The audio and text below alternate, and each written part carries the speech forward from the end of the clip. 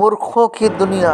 दोस्तों प्लीज़ आपसे रिक्वेस्ट है कि इस स्टोरी को पूरा अंत तक सुने, आपको काफ़ी बेहतरीन और अच्छी सीख मिलेगी। प्लीज़ अंत तक सुने। एक गांव में कैरेलची नाम का एक किसान रहता था। उसकी आमदनी इतनी अच्छी थी कि वह अपनी पत्नी और बेटी का पेट आसानी से पाल सके। कैरेलची ने अपनी बेटी किराली को बहुत लाड़ प्यार से पाला था। किराली अपने पिता को बहुत प्यार करती थी।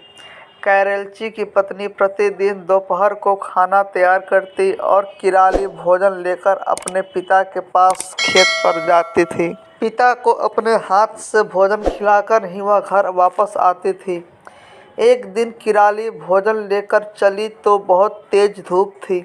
रास्ते में एक पेड़ के नीचे बैठकर वह सुस्ताने अर्थात आराम करने लगी। तभी उसने देखा कि पेड़ पर एक बंदर बैठा है। बंदर ने अपने बच्चे को अपने सीने से लगा रखा था। किराली सोचने लगी कि एक दिन उसका भी प्यारा सा बच्चा होगा।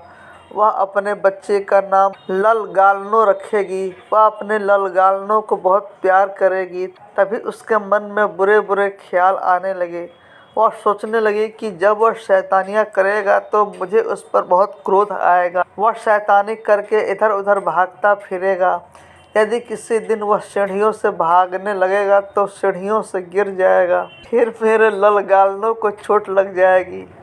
अगर चोट ज़्यादा लग गई तो वह मर जाएगा।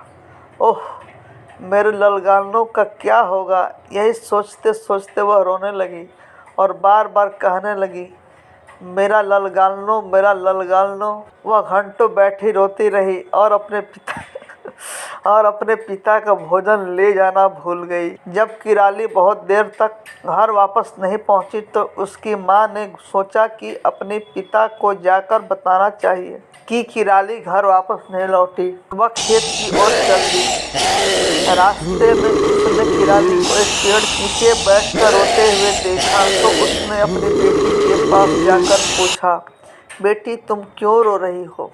किराली मेरा ललगालनो कहकर रोती रही और अपने रोने का कारण माँ को बताया। उसकी माँ पूरी बात सुनकर बिना सोचे समझे मेरा ललगालनो कहकर रोने लगी। माँ बेटी दोनों बैठकर आंसू बहाने लगे। कैरेलची को दोपहर का भोजन नहीं मिला था, इस कारण उसे क्रोध आ रहा था।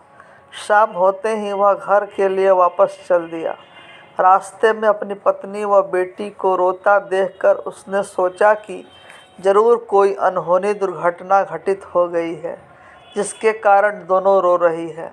उसने धड़कते दिल से दोनों से रोने का कारण पूछा। कारण सुनकर वह क्रोध से पागल हो उठा। उसे समझ में नहीं आ रहा था कि अपनी पत्नी और बेटी की मूर्खता पर वह हंसे या क्रोध में अपने बाल नोचे।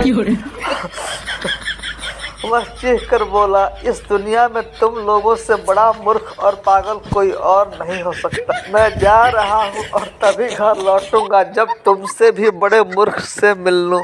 कैरेलची की पत्नी और बेटी किराली उसके पीछे पीछे खुशामद करने दौड़ी, परंतु कैरेलची तब तक दूर निकल चुका था। चलते चलते कैरेलची पास के एक गांव में पहुंचा। उसने देखा कि एक जगह भीड़ लगी थी। उसने भीतर घुसकर कारण जानने का प्रयास किया तो पता चला कि लोग एक तालाब के चारों ओर जमा थे। पानी में चांद दिखाई दे रहा था। अनेक व्यक्ति इस बात का दावा कर रहे थे कि वे चांद को पकड़ कर दिखाएंगे। हर व्यक्ति चांद पकड़ने की फीस देकर आगे आता, फिर पानी में चांद पकड़ने की कोशिश करता था। बाकी लोग दर्शक बनकर तालियां बजा रहा था और चांद पकड़ने की बाजी का मजा ले रहे थे। कैरेलची लोगों की मूर्खता देखकर आगे बढ़ गया। वहां उसने देखा कि एक बूढ़ी औरत का एक टीन के डिब्बे में हाथ फंस गया है। कई लोग उसका हाथ खींचकर निकालने का प्रयास कर रहे हैं। बुढ़िया दर्द के मारे चीख चिल्ला रही थी, परंतु हाथ बाहर नहीं निकल पा रहा था। कैरेलची ने पूछा कि माजरा क्या है। उसे बताया गया कि डिब्बे में गेहूं भरे हैं और बुढ़िया मुट्ठी में गेहूं भरकर निकालने का प्रयास कर रही थी। तभी उसका हाथ डिब्बे में फंस गया और वह अब निकल नहीं रहा है। इतने में एक व्यक्ति बोला, मुझे हाथ बाहर निकालने की एक आसान तरकीब समझ में आ गई है। इससे बूढ़ी माँ को थोड़ा दर्द तो होगा, परंतु कम से कम हाथ तो बाहर आ जाएगा। सबने पूछा, ऐसी कौन सी तरकीब है? हम बूढ़ी माँ का हाथ काट देंगे, वरना उसे डिब्बे में हाथ फंसाए हुए भी पूरा जीवन बिताना पड़ेगा। मैं सोचता हूँ हाथ काटना आसान है, डिब्बे में हाथ डालकर जिंदगी बिताना कठिन है। इतने में दूसरा व्यक्ति बोला, तुम तो कमाल करते हो भाई। इससे बेहतर तरकीब यह है कि डिब्बे को नीचे से काट दिए जाए। कैरलची ने लोगों की बात सुनकर माथा पीट लिया।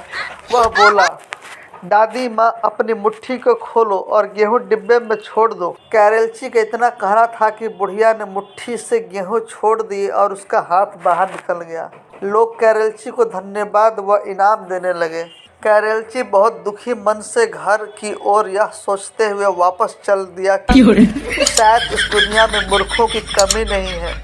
जैसे अनेक लोग बड़े अक्लमंद होते हैं, ऐसे ही दुनिया में एक से बढ़कर एक मूर्ख भरे पड़े हैं।